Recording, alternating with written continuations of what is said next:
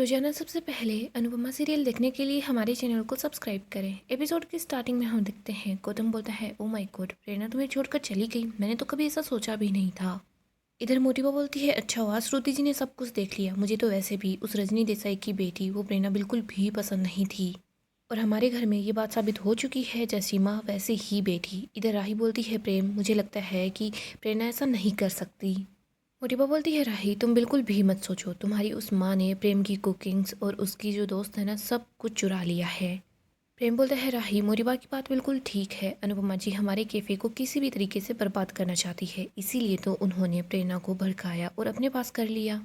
श्रुति बोलती है, मैंने कई बार प्रेरणा को अनुपमा और अंश के साथ बात करते हुए देखा है, काश मैंने अपनी गट फीलिंग्स को पहले ही मान लिया होता तो इतना बड़ा ऑर्डर हमारे हाथ से नहीं जाता। प्रेम बोलता है, पता नहीं प्रेरणा ने हमारे बारे में अनुपमा जी को और क्या क्या बताया होगा। इधर कैथी बोलती है, ना प्रेरणा ऐसी है और ना ही अनुपमा बहन ऐसी है, तुम कब होश में होगी प्रेम। मुरीबा बोलती है, तुम तो होश में हो ना क्या थी, एक काम करो तुम अपना सामान बांध लो और साहा उसी चली जाओ। अनिल बोलता है, बा आप इस तरीके से भाभी से बात नहीं कर सकती। इधर मोटिबा बोलती है कि हम तेरा भी सामान बंधवा देते हैं और वो वैसे भी दिग्विजय और उसके नौकर को वैसे भी पाल रही है, तुम दोनों को भी जगह देती कि अपने घर के अंदर। प्रेम बोलता है, बस कर दीजिए, सुबह से लेकर शाम तक बस उन्हीं का नाम चलता रहता है, अब तो बस कर दीजिए। काका माँ आप लोगों को फिर भी उनकी साइड लेनी है ना तो मोस्ट वेलकम, मुझे पता चल गया है मेरी साइड कौन है उनकी साइड कौन है। प्रेम गुस्सा होकर वहाँ से चला जाता है। आगे हम अनु को देखते हैं, उसको लगता है कि किचन में कुछ घुस गया है। वो जैसे ही आती है तो वहाँ पर दिग्विजय को देखती है। वो बोलती है, सर आप यहाँ पर इतनी रात को किचन में। दिग्विजय बोलता है कि आप जहाँ भी जाती हैं इतना अच्छा खाना बनाती है, तो मैं भी कुछ ट्राई कर रहा था। अनु बोलती है, आप बताइए तो सही क्या बना रहे हैं। दिग्विजय बोलता है, वो तो मैंने सोचा नहीं। अनु बोलती है, आप कुछ बनाना चाहते हैं लेकिन ये नहीं सोचा बना क्या रहे हो। अनु बोलती है, रुकिए अभी मैं देखती हूँ इससे क्या बना सकते हैं। अनु उसको चक्कर देखती है। वो बोलती है कि रुको मैं सामान लेकर आती हूँ। वो दूध ले आती है और बाकी का सामान भी ले आती है। वो बोलती है कि सर इसमें हम ड्राई फ्रूट्स भी डाल देंगे, थोड़ा सा केसर भी डाल देंगे और फिर अच्छी सी ड्राई फ्रूट कुल्फ़ी बन जाएगी। दिग्विजय बोलता है, आपके आसपास के लोग कुछ भी गड़बड़ करते हैं तो आप उसको बेहतर बनाने का रास्ता ढूंढ ही लेती हैं। अनु बोलती है, बट सर अब मैं थक चुकी हूँ। दिग्विजय बोलता है, वैसे प्रेरणा कैसी है। अनु बताती है कि फ़िलहाल तो वो ठीक है, बापूजी ने उसको यहीं पर रोक लिया है, लेकिन मुझे समझ नहीं आ रहा प्रेम और राही ऐसा कैसे कर सकते हैं। उन्होंने प्रेरणा के साथ जो किया है वो बहुत गलत किया है। दिग्विजय बोलता है, उनसे और उम्मीद ही क्या की जा सकती है, जो अपनी माँ को इतना बुरा भला बोल सकते हैं वो कुछ भी कर सकते हैं। अनु बोलती है, प्लीज़ सर ऐसा मत बोलिए। दिग्विजय बोलता है, उन्होंने क्या कुछ नहीं किया, उन्होंने क्या कुछ नहीं बोला, लेकिन फिर भी उनके बारे में अगर कोई गलत बोलता है तो आपको बुरा लगता है, किसी को इतना अच्छा भी नहीं होना चाहिए। आप तो अच्छे से जानती हैं जो पेड़ सबसे सीधा होता है वही सबसे पहले कटता है। अनु बोलती है, लकड़ी काटी जाती है सर, लेकिन लोहा नहीं, लेकिन मेरा इरादा अब लोहे का है। मेरे पास हौसला है, मेरे साथ मेरी दोस्ती है और मुझे कोई नहीं हरा सकता है। दिग्विजय बोलता है, अगर रिश्ते ताकत है तो रिश्ते कमजोरी भी हैं। प्रेम के साथ आपके कितने रिश्ते हैं, वो आपका दामाद है, आपका बेटा है, आपका शिष्य है। अनु बोलती है, सर महाभारत में भी तो युद्ध सिर्फ रिश्तों के बीच ही हुआ था, लेकिन फिर भी कान्हा जी ने युद्ध को नहीं रोका क्योंकि रिश्तों से बड़ा सिद्धांत होता है। अनु देखती है दिग्विजय के चेहरे पर आटा लगा हुआ है। वो बताती है, जैसे ही दिग्विजय आटा पोंछने की कोशिश करता है तो वो आटा ज़्यादा लग जाता है। अनु दिग्विजय की हेल्प करती है, दोनों दोस्त हंस रहे होते हैं। अनु दिग्विजय से बातें करने लग जाती है। इधर दिग्विजय बोलता है, इतनी रात हो गई है लेकिन आपकी आंखों में अभी भी नींद नहीं है। अनु बोलती है, सर जिनकी आंखों में सपने होते हैं ना उनकी आंखों में नींद नहीं होती। सपना वो नहीं होता जो आंखें बंद करके नींद में देखा जाए, सपना तो वही होता है जो नींदों को ही उड़ा दे। आगे हम प्रेम को देखते हैं जो कि फॉर्म दिख रहा होता है जो कि अनु का फिल किया होता है। उसको याद आता है कि कैसे प्रेम ने उस दिन चुपके से उस फॉर्म को वहाँ से उठा लिया था। इसके बाद प्रेम को अनु की ही बातें याद आती है। उसने बोला था कि व्यापार को आगे बढ़ाना है, ये सिर्फ घटाना है। यहाँ पर प्रेम अपने सामने ही अपने आप को दिखता है। प्रेम बोलता है कि तुम कौन हो। वो बोलता है कि मैं तुम्हारी अंतरात्मा हूँ। तुम तो भले ही ऐसे बैठे होगे लेकिन तुम्हारी अंतरात्मा को तो तुम पर रोशनी डालनी ही होगी ना। प्रेम बोलता है, तुम कैसी बातें कर रहे हो। वो बोलता है कि देखो मुझे लगता है कि तुम ऐसा मान नहीं रहे कि प्रेरणा तुम्हें धोखा दे सकती है, या फिर तुम ये मानने को तैयार नहीं हो कि तुमने मम्मी को धोखा दिया है। प्रेम बोलता है, मैंने कुछ भी गलत नहीं बोला है। अंतरात्मा बोलती है, अच्छा तो तुमने कुछ गलत नहीं बोला है। तुम क्या कर रहे हो, तुमने मम्मी का फिल किया हुआ फॉर्म उठा लिया, और हाँ मम्मी तो तुम्हारी हेल्प ही कर रही थी, अपने कस्टमर्स को तुम्हारे यहाँ भेज रही थी, वो तो ईमानदारी से काम कर रही है, लेकिन तुम क्या कर रहे हो, तुम उनसे कंपटीशन में हिस्सा लेने का मौका भी छीन रहे हो। प्रेम बोलता है कि मौका मैं नहीं छीन रहा, उन्होंने मुझसे सब कुछ छीन लिया था। इधर अंतरात्मा बोलती है, प्रेम तुम्हें अच्छे से पता है गलती किसकी है। प्रेम बोलता है, हाँ गलती मेरी है लेकिन मैं सुधारने को तैयार भी तो था। अंतरात्मा बोलती है, देखो तुम्हें अच्छे से पता है गलती तुम्हारी है, बार बार इसी एक बात को लेकर मत बैठो। मम्मी ने तुम पर भरोसा किया, अपनी बेटी तुम्हें दे दी, तुम्हें अपना दामाद बना लिया, अपना बेटा बना लिया, अपना शिष्य बना लिया। अब तो ये सब कुछ करना बंद कर दो। प्रेम बोलता है कि कैसे बंद कर दूँ, मम्मी ने मुझसे पहले मूव ऑन कर लिया। अंतरात्मा बोलती है, लेकिन अभी तुम्हारे पास मौका है, तुम अपना सपना सच कर सकते हो। प्रेम बोलता है, लेकिन कैसे करूँ, वो मेरे रास्ते के सामने खड़ी है। अंतरात्मा बोलती है, दुनिया में कोई भी कैफ़े खोलेगा तो तुम क्या उससे नफ़रत करने लग जाओगे। प्रेम बोलता है कि हाँ, जो मुझे कुछ नहीं मानेगा उससे नफ़रत ही करूँगा। अंतरात्मा बोलती है, तुम देखो प्रेम, तुम क्या से क्या बन गए हो। तुम कितने अच्छे थे, हर नाइंसाफ़ी के लिए लड़ते थे, यहाँ तक कि तुम अपने पापा के अगेंस्ट भी चले गए थे, लेकिन अब देखो तुम क्या बन चुके हो। प्रेम, दुनिया तुम्हें लूज़र नहीं समझती है, तुम खुद अपने आप को लूज़र समझते हो। तभी तो तुम मम्मी के साथ इतनी ज़्यादा घटिया हरकत कर रहे हो, तुम्हें अपने आप पर भरोसा है ही नहीं। प्रेम, अभी भी तुम्हारे पास वक्त है, ये फॉर्म जमा करवा दो, वरना तुम कभी खुद से और ना मम्मी से नज़रें मिला पाओगे। प्रेम चीज़ों को इधर उधर फेंकने लग जाता है। वो बोलता है कि मैं बुरा नहीं हूँ और मुझे उनसे नज़र मिलानी भी नहीं है। अगर मम्मी उस कंपटीशन में हिस्सा लेना चाहती है ना, तो मैं उनको उस कंपटीशन में हिस्सा ही नहीं लेने दूंगा।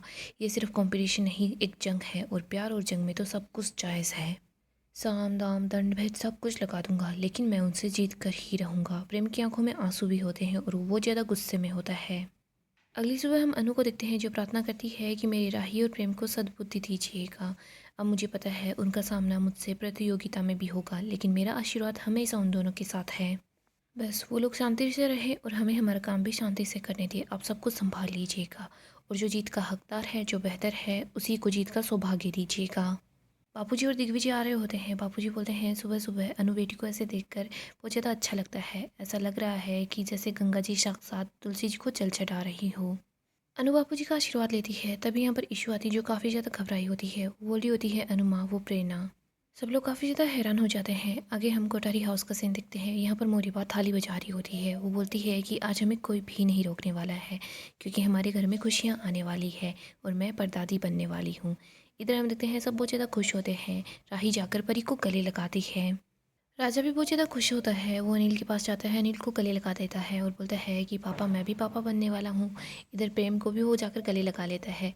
इधर मोटिबा बोलती है कि परी, तुम हमेशा खुश रहो, जीती रहो। मोटिबा अपने गले का हार परी को पहना देती है। परी तो बिल्कुल भी खुश नहीं होती। मोटिबा बोलती है, परी, आज बहुत खुशी का दिन है, चलो श्रीनाथ जी के सामने जाकर दिया जलाते हैं।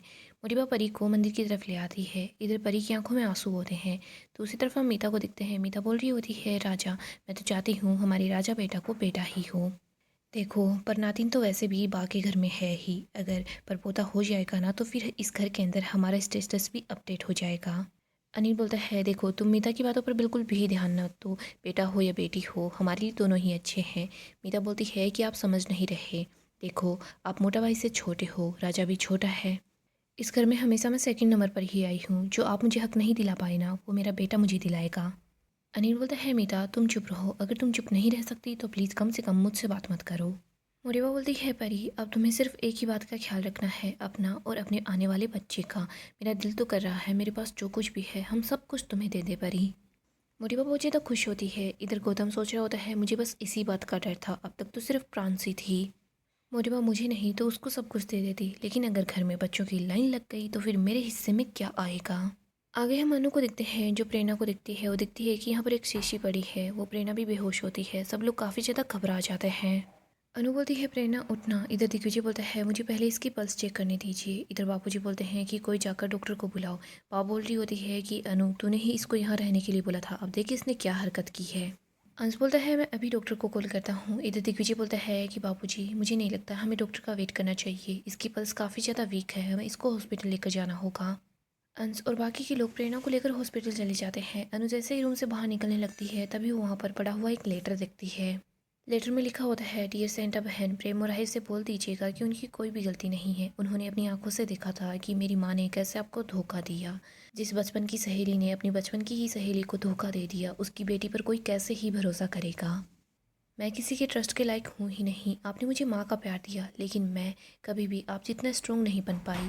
फैमिली तो मेरे पास कभी थी ही नहीं, सिर्फ दोस्त था, लेकिन अब मेरे पास वो भी नहीं है। मेरे पास कोई नहीं है जिसको मैं अपना कहूँ। मेरे पास ना घर है, ना दोस्त है, ना कोई काम है, और ना ही अब जीने की वजह है और जीने की हिम्मत। मैंने जो भी फैसला किया है उसके लिए मेरे अलावा कोई भी जिम्मेदार नहीं है। अनु काफ़ी ज़्यादा अपसेट होती है। वो प्रेरणा को आवाज़ लगाते लगाते बाहर की तरफ आ रही होती है। इधर हम देखते हैं प्रेम और राही अपने कैफ़े की तरफ आ जाते हैं। राही बोलती है कि हमारे घर में एक और बेबी आने वाला है, मैं तो काफ़ी ज़्यादा एक्साइटेड हूँ। प्रेम बोलता है बट परी खुश नज़र नहीं आ रही थी। राही बोलती है पहली प्रेगनेंसी है ना, तो शायद थोड़ा बहुत नर्वस होगी। अनु दौड़कर घर से बाहर की तरफ आ जाती है। तभी वो प्रेम और राही को वहाँ पर देखती है। वो बोलती है कि तुम दोनों बहुत ज़्यादा गलत हो, मुझे तो दुश्मन मानते हो, मेरे साथ दुश्मनी निभाओ, लेकिन प्रेरणा के साथ तुम लोगों ने ऐसा क्यों किया? फालतू लोगों की बातों में आकर उसको जॉब से निकाल दिया। प्रेरणा ने तो हमेशा तुम्हारा साथ दिया, वो हमेशा तुम्हारे साथ खड़ी रही।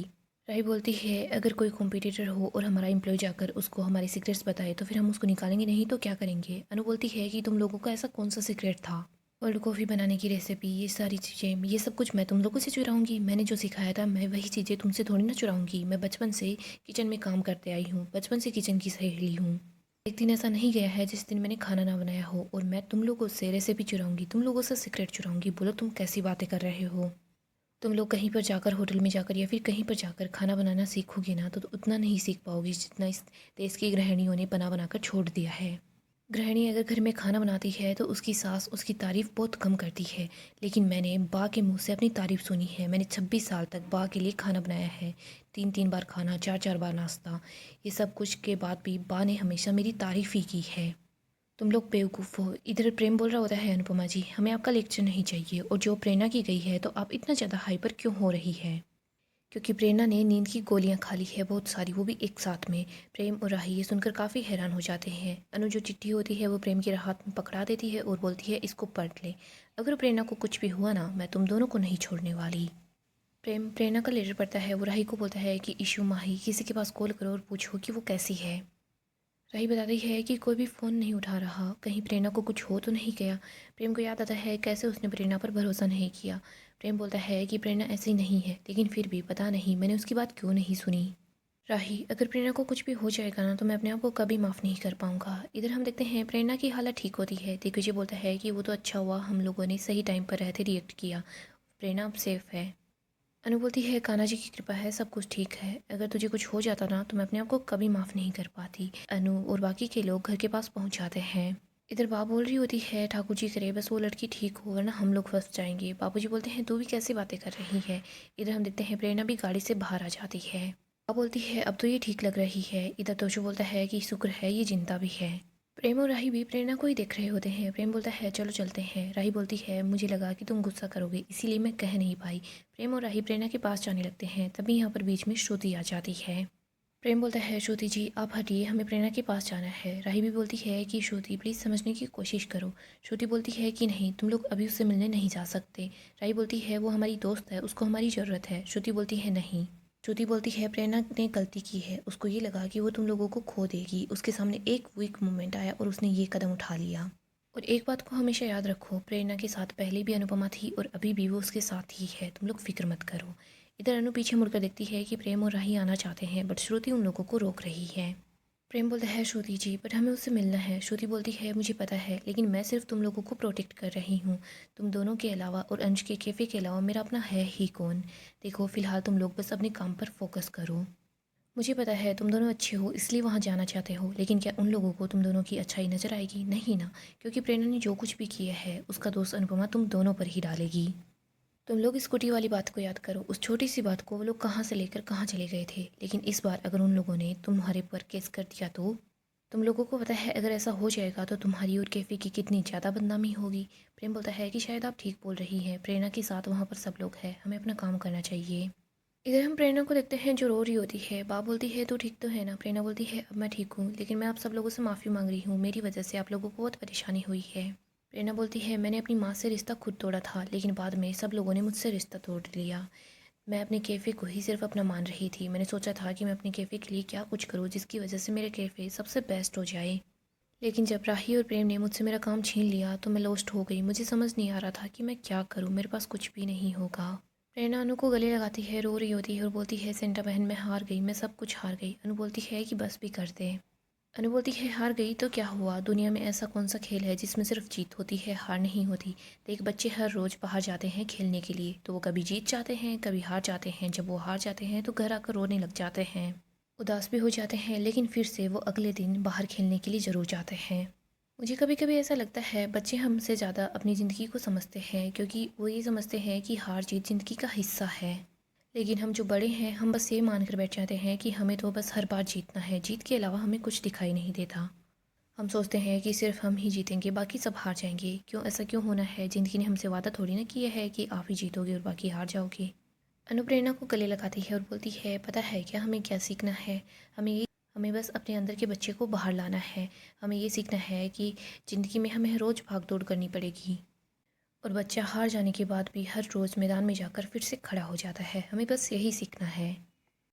प्रेरणा, तुझे पता है क्या, ज़िंदगी बड़ी अजीब सी है, एकदम नोटी गर्ल। वो उसी से दोस्ती करती है जो लड़ता है। प्रेरणा, तूने जो किया है ना, वो बहुत ज़्यादा गलत किया है। ये एक दंडनीय अपराध है और साथ ही साथ एक कमजोरी की निशानी भी है। लेकिन बेटा, तू तो अमेरिका में अकेली रह कर आई है। तू तो तेरी माँ के खिलाफ भी खड़ी हो गई थी। तूने मेरा साथ दिया, मेरे साथ लड़ी है। प्रेरणा बेटा, सिर्फ एक ही ज़िंदगी मिली है। इस ज़िंदगी में लड़ो, उठो, नाचो, गाओ, लेकिन प्लीज़ ऐसा कदम ना उठाओ। बच्चे ये नहीं सोचते कि तुम्हारे पीछे जो लोग हैं उनका क्या होगा। सेल्फिश हो जाते हो, ये सोचते हो कि मैं हार गई, मैं कुछ नहीं कर सकती। प्रेरणा, लोग ऐसे बोलते हैं कि लड़ना गलत है, लेकिन मैं तुझे यही सिखाऊंगी कि तू लड़, ज़िंदगी से लड़। जिस वजह से ज़िंदगी ने तुझे पीछे किया है ना, तो उसी वजह से लड़े। अनु बोलती है, प्रेरणा शांत हो जाओ, वरना देख मैं 5 पन्नों का भाषण दूंगी। प्रेरणा फिर भी चुप नहीं होती, वो रो रही होती है। अनु दिग्विजय की तरफ देखने लग जाती है। गाइस, डेली अपडेट के लिए आप हमारे चैनल को सब्सक्राइब करें, साथ ही साथ वीडियो को लाइक भी कर दें। गाइस, नेक्स्ट एपिसोड काफ़ी ही ज़्यादा इंटरेस्टिंग होने वाला है। नेक्स्ट एपिसोड में हम देखेंगे बापूजी, दिग्विजय, अनु, ये सब लोग हंस हंस कर बातें कर रहे होते हैं, लेकिन ये सब देखकर बा को बिल्कुल अच्छा नहीं लगता। यहाँ हम देखते हैं सब कुछ अच्छे से चल रहा होता है। अनु कैफ़े की तरफ जा रही होती है। अनु के पास बहुत सारा सामान होता है, तभी उसका पैर फिसलता है, वो गिरने वाली होती है। पर दिग्विजय अनु का हाथ पकड़ लेता है, उसको गिरने नहीं देता। दिग्विजय बोलता है कि आपको क्यों दुनिया का सारा भार उठाना है, आप हमसे भी तो कुछ काम करवा सकती हैं। शेयरिंग है ना, वो गलत नहीं होती। इधर हम देखते हैं बापूजी भी वहीं पर होते हैं। दिग्विजय बोलता है कि आप लोग आराम से काम कीजिए, मैं अभी जाकर कैफ़े ओपन कर लेता हूँ। बापूजी बोलते हैं, लेकिन अभी तो टाइम पड़ा है ना, चलो साथ मिलकर चाय पीते हैं। बट यहाँ पर सिर्फ 2 ही चाय होती है। बापूजी 2 की चायों की 3 चाय कर देते हैं। बापूजी बोलते हैं, शेयरिंग बेड नहीं होती, सब लोग साथ मिलकर चाय पी रहे होते हैं। बात दिखती है कि कैसे दिग्विजय अनुपमा के साथ हंस हंस कर बातें कर रहा है, बस उसी को देखे जा रहा है। भाई सब कुछ ही नोटिस कर रही होती है। बात सोच रही होती है कि भले ही अनु की तरफ से कुछ ना हो, लेकिन ये दिग्विजय मुझे ठीक नहीं लग रहा। भाई यही सोचती है कि मुझे इस दिग्विजय को यहाँ से निकालना ही होगा। बात सोच रही होती है, मैं खुद से इसी से बात कर लूँगी, क्योंकि मैं बाबूजी को कुछ नहीं बोल पाऊँगी, वो तो इनको कहीं नहीं जाने देंगे। दूसरी तरफ हम प्रेम और राही को देखते हैं, जो काफ़ी ज़्यादा परेशान होते हैं। वो सोच रहे होते हैं कि प्रेरणा ने ऐसा कदम क्यों उठाया, उसको ऐसा नहीं करना चाहिए था। इधर हम देखते हैं मोटिबा और बाकी लोगों को भी पता चलता है कि सा हाउस में क्या हुआ था। मोटिबा बोलती है कि मुझे लगता है सब कुछ उस अनुपमा ने ही करवाया है। उसने ऐसा सोचा होगा कि प्रेम और राही ऐसे डर जाएंगे, सब कुछ उसी की चाल है। सो दोस्तों, नेक्स्ट एपिसोड काफ़ी ही ज़्यादा इंटरेस्टिंग होगा। अगर आपको अपडेट्स जानना पसंद है तो आप हमारे चैनल को सब्सक्राइब करें, साथ ही साथ वीडियो को लाइक भी कर दें।